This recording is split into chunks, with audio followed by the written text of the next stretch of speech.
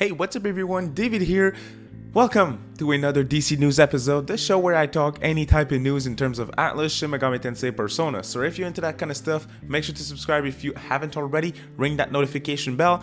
But without any further ado, let's get right into the topic for this video.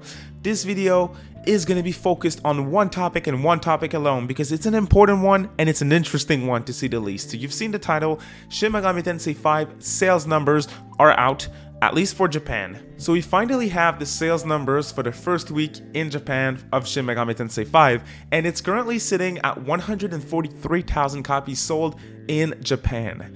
Now, massive disclaimer before you type in a comment, massive disclaimer, this is numbers from Famitsu, and Famitsu don't count digital sales. Their sale tracker, it's only for physical sales.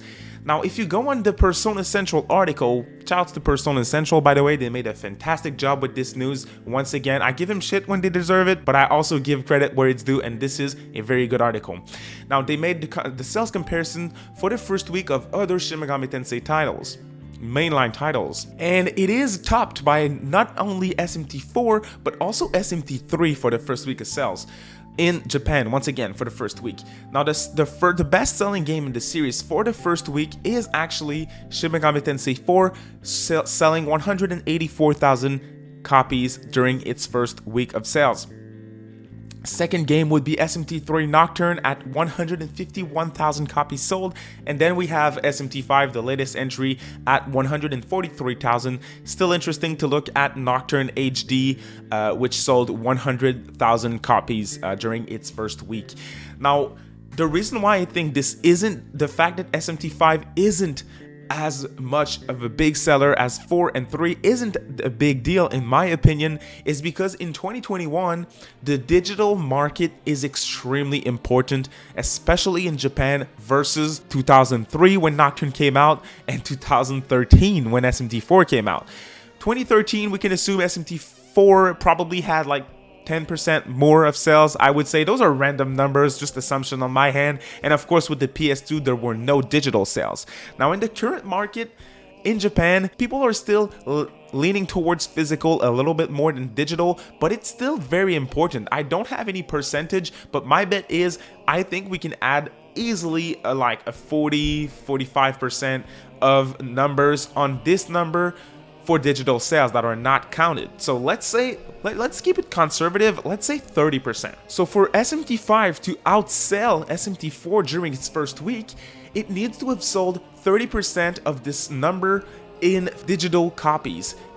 If you put a number on it, they need to sell 43,000 copies digital to be the best-selling mainline SMT game during its first week in general. SMT V ranked really high in the Japanese eShop, so I do think that it is the best-selling mainline SMT game during its first week in Japan, if it's only by a little bit. If we're conservative with 30% of digital, in the West it's like 50-50, but in Japan I know they have a tendency to lean towards physical more than digital.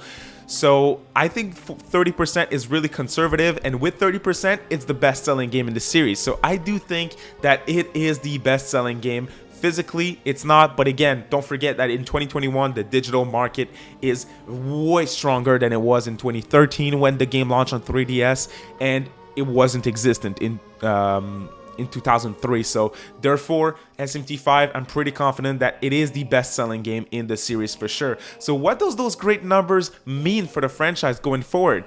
Now, this is only the numbers in Japan. The Shin Megami Tensei series has always been very popular in Japan, but what I'm extremely curious about is the sales numbers in the West, because in the West, people got attracted to this series with new stuff that just came up, like Persona. Persona is now extremely popular in the West.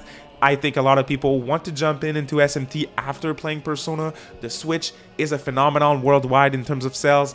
It really is in the West as well. The attach rate for software is good as well. So I'm extremely curious to see what the game will have sold in the West for sure. I'm not gonna lie, even if this is just physical, it's a little lower than what I was anticipating. But again, if you add up digital sales, I'm pretty sure this first week was better than both Nocturne and SMT IV, because they just need 40,000 copies digitally sold and it ranked on the eShop. So this is the sales numbers for SMT V. I think Atlus will be really happy with that sales numbers for sure. Breaking records like that right during the first week in Japan is always a very good thing to see, and I think it's a really good sign for what's going to happen next with the SMT series for the future. So guys, let me know what you think about the sales numbers, the physical sales numbers reported by Famitsu for the first week of sales in SMT V. I'm curious to hear, what do you all think? I think it's good. I'm really happy with what I saw. So we'll be looking forward to the Western sales now to see where we're sitting and what is the official number once it's all said and done.